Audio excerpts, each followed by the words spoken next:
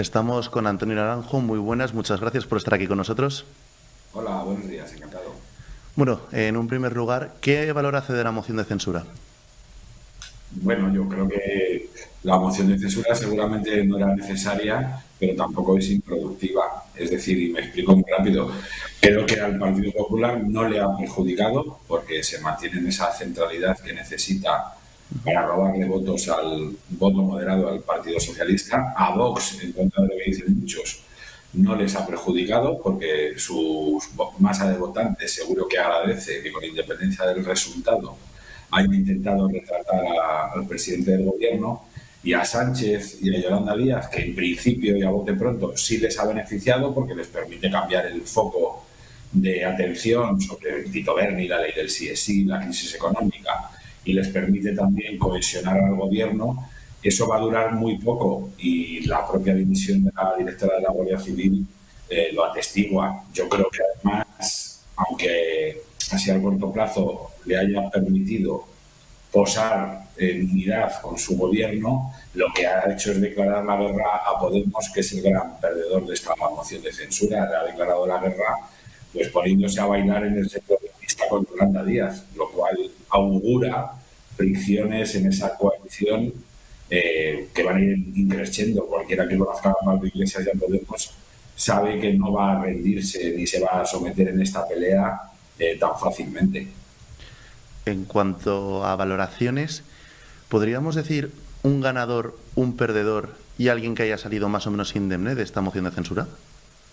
Yo creo que el único gran perdedor de manera clara ha sido Podemos, porque Podemos se ha visto obligado a aplaudir la presentación en público avalada por el presidente de Yolanda Díaz, que forma parte de su gobierno, pero ha asistido también en directo a esa, lo que podría llamarse la lógica de Podemos, traición de dos personas que existen gracias a Podemos. Es decir, Pedro Sánchez es presidente gracias a Pablo Iglesias y Yolanda Díaz es vicepresidenta gracias a Pablo Iglesias. Bueno, pues los dos se han aliado para buscar otra novia, por decirlo en términos metafóricos, más guapa con la que presentarse a la ceremonia electoral. Entonces, el gran perdedor es Podemos. Seguramente el gran ganador es Yolanda Díaz, pero creo que ese efecto se va a pasar muy pronto. Y yo creo que, insisto, las alegrías y las fiestas que se ha dado Sánchez son muy efímeras, con lo cual en el fondo también le veo como un perdedor, porque al fin y al cabo, aunque ahora brinde y saque el champán, lo que la gente ha podido ver es que Sánchez, el que intenta ser moderado cada vez que se acercan las elecciones, sigue dependiendo y dependerá siempre de la alianza por partidos como Podemos o la Marca Blanca, que ahora se intenta Yolanda Díaz, y de partidos como Esquerra Republicana o Bildu. Yo creo que en cuanto repose todo, se verá que al PP le ha venido bien, porque, bueno, irrumpe como un partido razonable que de en jaleos y que está centrado en dar respuestas a la crisis, y a Vox también le vendrá bien, por mucho que se hayan reído algunos de la moción de censura y de Ramón Tamames, lo cual me parece indecente. Le vendrá bien porque sus bases agradecerán que siempre esté dispuesto a plantarle cara al gobierno con independencia del resultado, un resultado que todos preveían y todos sabían. Nadie se puede llevar una decepción al respecto. Dentro de la actuación del PSOE en la moción de censura, yo quiero destacar dos momentos. Esa hora y 40 de Pedro Sánchez el primer día y el discurso de ayer de Patxi López. ¿El PSOE se tomó esta moción de censura como el respeto que merece o fue un mitin puro y duro en un Congreso de los Diputados? Bueno, el PSOE lo que ha intentado básicamente, y no le ha salido, esto al menos no le ha salido, es recrear ese universo sanchista ya tan antiguo de la España de los dos bandos, de las trincheras y de los bloques.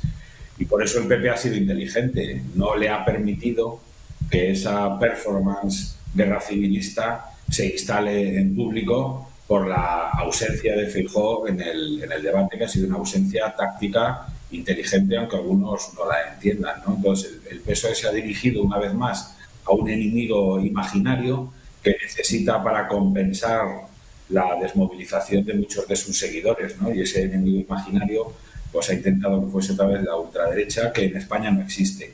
Lo que sí que existe en España es el populismo y el separatismo, y esas dos ideologías o movimientos trufados de un comunismo 2.0 son las que soportan a Pedro Sánchez, ¿no? El mejor ejemplo de ese discurso lo dio un hiperventilado Pachi López, que me parece a mí que tiene poco pudor, porque nadie mejor que él debería de saber que con el Partido Popular se puede pactar, hasta el punto de que él fue el endacari en el País Vasco gracias a este partido al que ahora intenta colocar en la estantería de la guerra civil, de la derecha radical y de todas estas veces que yo creo que a estas alturas solo convencen a los muy cafeteros de la izquierda o a los muy necios. Bueno, ya para cerrar el tema de la moción de censura, vimos cómo el gobierno decidió que Yolanda Díaz hablara entre las 2:30 y las 3:30, es decir, justo para abrir todos los informativos. Esto además se da el día siguiente después de lanzar el proyecto Sumar una vez más. ¿Puede ser un guiño ahora que se está separando de Podemos? Sí, hombre, esto es evidente. Lo que pasa es que Yolanda Díaz tiene varios problemas. Yolanda Díaz tiene votos, al menos eso es lo que le dice o le fabrica el CIS, pero no tiene partido. Y Podemos tiene partido, pero no tiene votos. Entonces, de ese pulso entre ambos, para ver cómo se combinan, depende en buena medida la viabilidad futura del gobierno. Lo que pasa que a mí me parece que han hecho un cálculo algo equivocado o temerario de pensar que Yolanda Díaz puede ser la muleta que le dé a Pedro Sánchez lo que pierda él directamente o lo que pierda Podemos. Me parece una osadía. Y lo de pensar que Podemos se va a retirar de esa batalla o va a aceptar sin más las migajas que le den Sánchez y Yolanda Díaz, me parece otra osadía. Yo creo que de entrada la foto que le han dado a Yolanda Díaz es muy buena para ella, pero quedan muchos meses para llegar a las elecciones generales y Yolanda Díaz de momento es la nada. Yolanda Díaz es Pablo Iglesias pegando menos voces y mejor peinada, pero no tiene nada más detrás, y lo que tiene detrás es muy conocido, es decir, es Compromís, Ada Colau, Más País o Más Estado o Más España o como demonios se llamen. Es decir, es poca cosa y muy conocida. Yolanda Díaz representa un proyecto maquillado que ya conocemos todos en España y que con distintos nombres pues lleva extendiendo el populismo por todo el país. Los han llamado confluencias, mareas, en fin, círculos, y ahora lo llaman Sumar, pero a mí me parece que ha venido a restar, y además creo que es bueno que reste para que no sea tan fácil que gobierne los mismos que llevan, creo yo, muchos años haciendo la puñeta a este país. Bueno, sorprendentemente o no, eso ya para cada uno, justo una vez acabó la moción de censura, vimos la dimisión de María Gámez como directora general de la Guardia Civil, esta vez porque su marido estaba imputado en una causa penal. Saben, como digo, unos minutos después, justo el día que más repercusión política había en el Congreso de los Diputados. ¿Puede ser una cortina de humo del gobierno después de la corrupción y el escándalo del caso Mediador para quitarle importancia o quitarle hierro al asunto?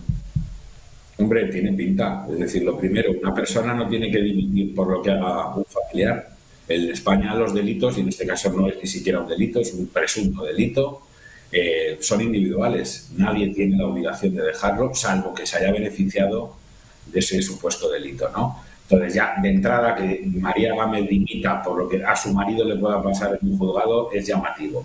Que además dimita haciéndose la sorprendida cuando el caso por el que van a procesar quizás a su marido forme parte de los ERE, que es bien conocido. Es decir, cuando María Gámez se convierte en directora de la Guardia Civil ya sabía lo que pasaba con los ERE, ya sabía que el puesto que tenía su marido estaba en una entidad que estaba bajo sospecha, y aún más ya sabía o intuía desde hace un mes por sendos autos del juzgado número 6 de instrucción de Sevilla que era muy probable que le imputaran porque habían reabierto la causa de esa entidad, la llamada IDEA, uno de los chiringuitos del PSOE andaluz, que estaba bajo sospecha de haber desviado o gestionado incorrectamente una cantidad de entre 36 y 137 millones de euros. Es decir, tú dimites ahora, y solo se me ocurren dos razones. La primera, hacerlo después de la moción de censura y no antes, porque entonces a lo mejor